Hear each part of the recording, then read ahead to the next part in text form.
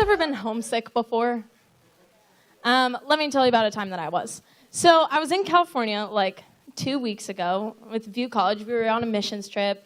And, we were doing some really incredible things, got to meet a lot of amazing people. And it was literally 2 weeks ago, today, on a Sunday, we were on our way to go visit a church.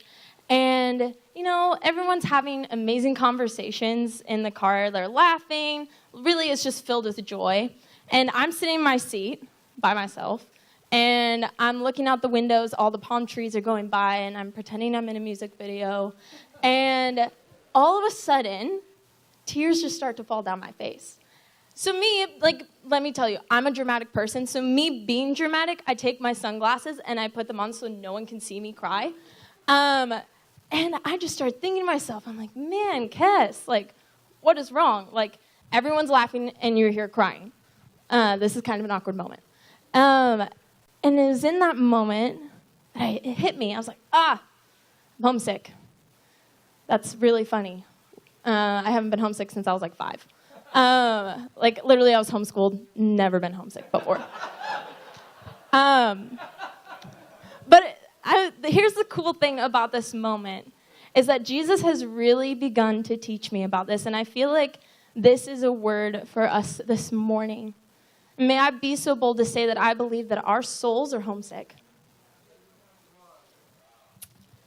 If you're taking notes, which you probably should be, the title of my message is Homeward Bound. Yes, like the movie. And here's why. So in Luke 15, we find Jesus telling the story of a son returning home. Now, Jesus is really nice for us, and he goes ahead and sets the stage and introduces us to the characters. So it's a father and his 2 sons. And we see this young son, and he goes up to his dad, and he's like, hey, Dad, you know that money that I'm going to get after you die? I just want that now. And the dad in love is like, yes, of course, son. Here's the money. And shortly after that, the son takes the money, goes off to a distant land, and spends everything. Literally, this guy just lives it up. And after he's done spending everything, he's left with nothing. We find him moments later working for a farmer in a pig pen, not the most glamorous place. And what does he start to feel? He starts to feel homesick. You see, in the lowest moment of his life, he's hungry, he's desperate, he's depressed. These sound familiar to you? And in this moment, he starts to dream of home. Now, I'm just going to put a pause on the story right there, because if you're a words person like me, you're probably wondering, what does home even mean? This is weird, I just want to know. Well, you're in luck because I Googled it. And it's defined as the place where one lives permanently. Let me say that again. The place where one lives permanently. You see, our soul was designed to permanently reside in the presence of God. And when we're not, we get homesick. So let's continue with the story. So the son, he's dreaming of home, and he starts to think of his father's house, and he's like, oh, I know, I can just start walking there. I can prepare this speech for my dad, and it's going to go great. I can just be a servant in the house. And so he starts walking back home, and he's rehearsing his speech of Dad, I'm not worthy, and I can never deserve to be called your son again. And we pick up in verse 20. It says, so the young son set off for home. And from a long distance away, his father saw him coming, dressed as a beggar, and great compassion swelled up in his heart for his son who was returning home. So the father raced out to meet him. He swept him up in his arms, hugged him dearly, and kissed him over and over with tender love. And then the son said, he starts going into his speech, Father, I was wrong. I've sinned against you. I can never deserve to be called your son. Just let me be. And the father interrupted. Guys, the father is interrupting your life right now to tell you this. The father interrupted and said, son, daughter, you're home now. See, no matter where you are on your journey, whether you find yourself in the lowest moment of your life in a pig pen, or you're walking the road on the journey back home, no matter where you are, he sees you and he wants you home, because that is where you truly belong. You were designed to permanently reside in the presence of God. No matter where you find yourself in the brokenness, no matter where you find yourself, maybe in shame and the pain of your life, no matter the broken places that you may come from, you are designed to permanently reside in the presence of God. He wants you home. He wants you home. You see, you're not as far away from home as you think you are. Your circumstances may tell you otherwise. Thoughts may be going through your head like, oh, Cassie, you don't know my story. You're right, I don't. But you do. And shame can tell you all at once. Pain can tell you all at once. Guilt can tell you all at once. But you're not as far away from home as they would convince you. You're not. Your brokenness does not keep you from home. The broken places that you have been or that you're sitting in right now, maybe all you can do is think about them as you sit in your seat. You're not as far away from home as you think you are. You're not. He's calling you home. He is welcoming you home. Like the Father in the story, he is running after you. He's running after you, waiting to embrace you. You're not as far away from home as you think you are. So I'd like to leave this conversation with this. Just like the Father in the story, he's welcoming you home. Really let that sink in. He is welcoming you home despite the brokenness. Your soul doesn't have to be homesick any longer.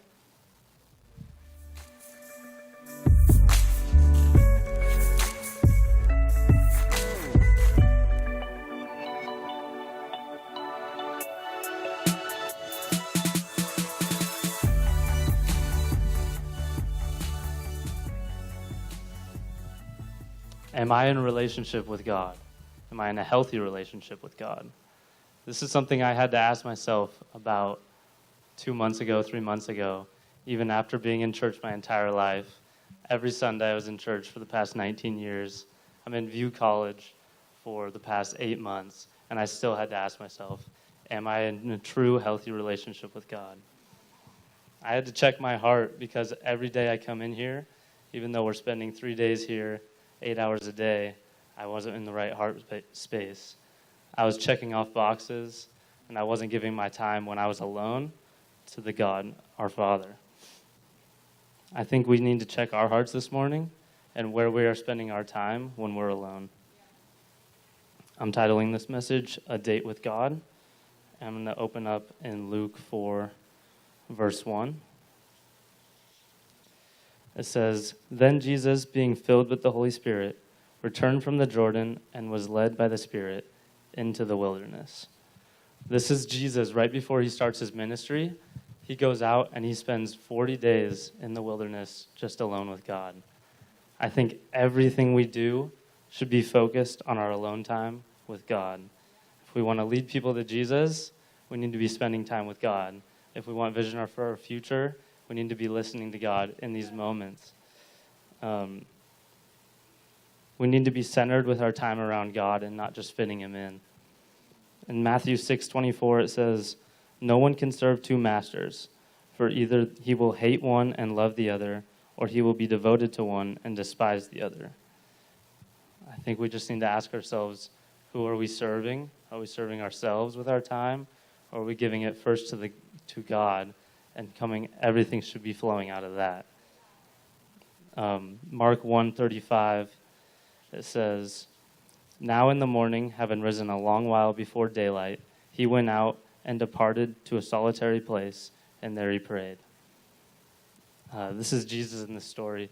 He's setting up a date with God. He's going out before everyone else, away from all his distractions. He's going to a solitary place where he practically is able to just be at the feet of the Father. I think we need to start scheduling our time around God and not fitting him into our schedule. That's where I was for so long. For so long, I was just fitting him in wherever I could, and if not, so be it. We give him our 15-minute commute to work, or until our coffee's gone in the morning, or our 1 hour on Sundays. But where are we giving him beyond that? Because that's not a relationship. That's what I had to figure out. That's just not a relationship when you're just giving him those those little things and then checking off the box. If we want to live for God, we have to be spending time with him. I think our actions throughout the week will reveal where our heart is. So just look back on your last week. How often were you spending your time with God? How often did you start your days off with God? It's funny how we expect to spend eternity with God, but only want to give him 10 minutes of our day.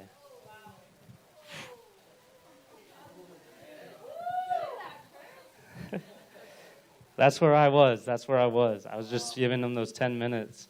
And then after that, I was like, yeah, here we go. But I never went back to those moments. He should be in our hearts from the first point of the day to the end of the day. Practically for me, it's Wednesday mornings now.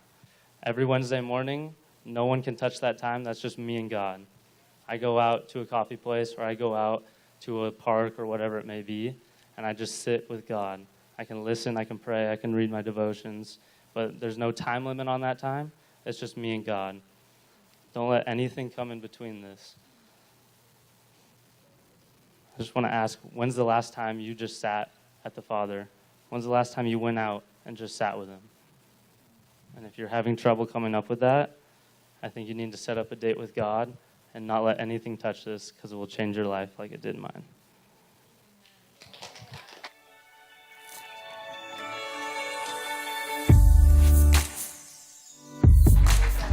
Chris. Have you guys ever made a vow to yourself, like, I will never in my life do this? Well, several years ago, after I graduated high school, I actually made a couple of these vows to myself.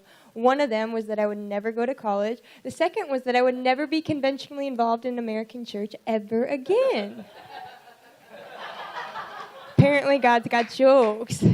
I even remember trying to play the whole reverse psychology method on God, and I'd pray, like, Lord, I will go anywhere. I will go to the darkest corners of the earth. I am your humble servant. And then I opened my eyes, and I was in Clearview, Washington. What the heck?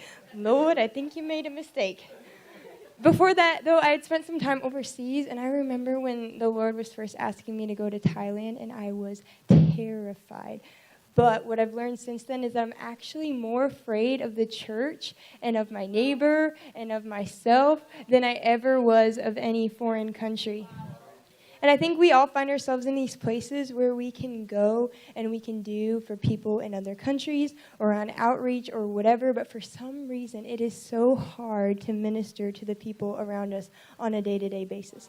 So hard. And I think it comes down to a couple things, like fear, apathy, pride, comfort, but the one that I really want to talk about today that keeps us from reaching the people around us is actually a lack of testimony. You cannot give what you haven't received. And if you haven't experienced Jesus breaking chains in your life, well, it's going to be really hard to proclaim the undignified and unashamed message of Jesus and the power of the cross. You have to have an ever-evolving testimony with the Lord. Let's look at Revelations 12, 10 through 11. It says, "And I heard a loud voice in heaven saying, 'Now the salvation and the power and the kingdom of our God and the authority of his Christ have come. For the accuser of our brothers who has been thrown down, who accuses them day and night before our God, and they have conquered him by the blood of the Lamb and by the word of their testimony.'" If I can leave you with anything today, it is that testimony is for you. Testimony is for the church. The life-altering, transformative power of God is for us. And I really, really do believe that the God of the universe, who leaves no stone unturned, wants to come to us and begin turning over stones that we gave up on a long time ago. I mean, we've already witnessed it in this room. He wants to come. He wants to break chains, addictions. He wants to break depression. He wants to pull more people up here and tell them who they really are. He wants us to stop believing the lie that our testimony ended when we gave our life to Jesus. That was the beginning. That was the very beginning. There's more for us. And I think we all need to wake up. We need to realize that.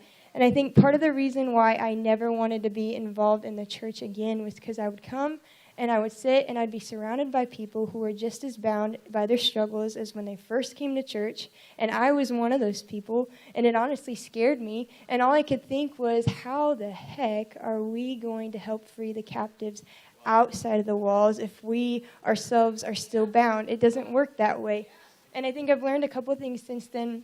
One of them is that we live in a culture that aggressively fights against the power of God and against true testimony. I think without even realizing it, we can have a closer relationship with striving than we do with Jesus. It's easier just to work really hard to stay sexually pure or to stay above depression or to be kind to people rather than allowing Jesus to come in and heal and bring freedom to the places that make us the way that we are. And I think we also live in a culture that tells us that it's easier just to receive something tangible from him that's within our control rather than allowing him to come into the depths of us over time in ways that would produce true life change. I remember a couple years ago, I had battled a couple different incurable diseases for about 10 years.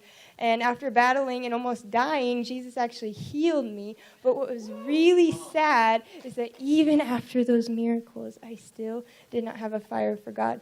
My heart was unmoved. I had received the tangible thing from God, but I still did not know him, and I still would not speak his name to a stranger. And that is very sad. And I think often we believe that if Jesus would just come and he would just fix our situations, he'd just make things better, meet our physical needs, that then we would have a reason to go out praising him. Then our lives will look holy and righteous and beautiful. But it's not the case, because testimony has to come from heart change. And I think we come here and we think we're here for handouts or we're here just to work really hard to get close to him. But church, that's not who we are. We are a people. All of us, we are a people who get to come before Jesus every single day to make space for him to come into the depths of our hearts and change us. We are a people who get to be continually transformed every day, to be healed, to be restored, to be made new, for God to create fire and reverence and passion. That is testimony. That is what's making the church real. Did you know that I don't hate the church anymore? Like, these moments today, the real church has reconciled me back to the church. That's testimony. I don't hate the church anymore, and it's actually changing my life. I've never thought that would happen. I never thought that would happen.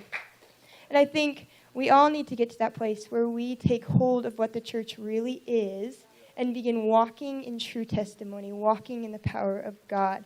The cross is the most powerful thing. We get to live the rest of our lives being continually transformed by it, every single part of us. We get to receive deeper testimony every single day, all for his glory.